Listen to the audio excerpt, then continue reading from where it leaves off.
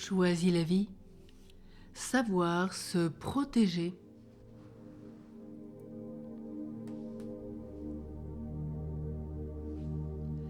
Pour entrer dans la vulnérabilité, dans l'innocence et l'esprit d'enfance, il faut avoir une protection angélique. Ce que Dieu t'a accordé, un ange gardien. Puis, et surtout avant tout, vivre avec Dieu.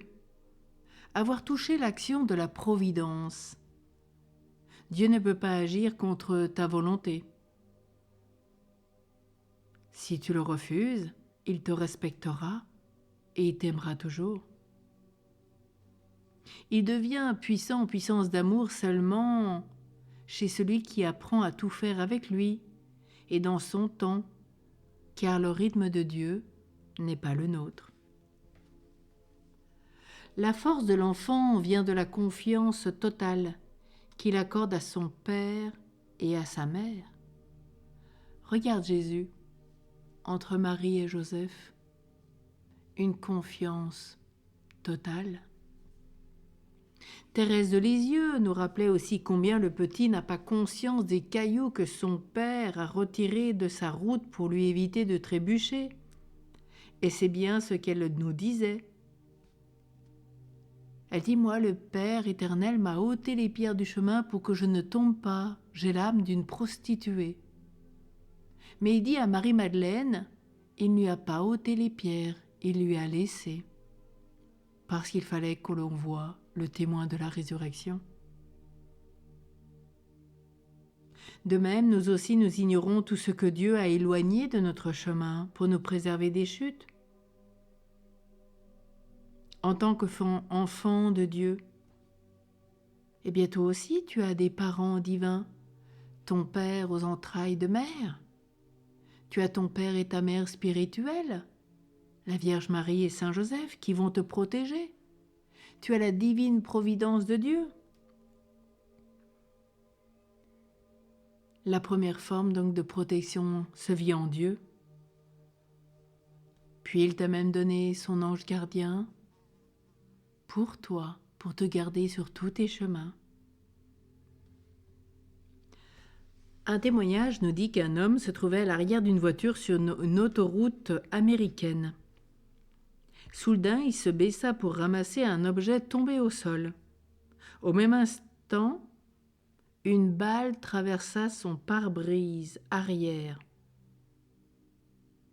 Il dut la vie à ce simple mouvement de ramasser cet objet par terre.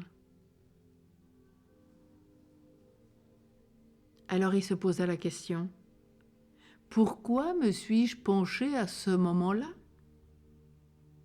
Commença une enquête très sérieuse sur tous ceux et celles qui avaient vécu des événements similaires et écrivit un livre même sur la grâce de la protection de nos anges gardiens. Une autre forme de protection consiste à développer ta vigilance.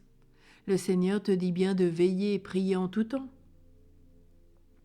Améliorer ton hygiène de vie.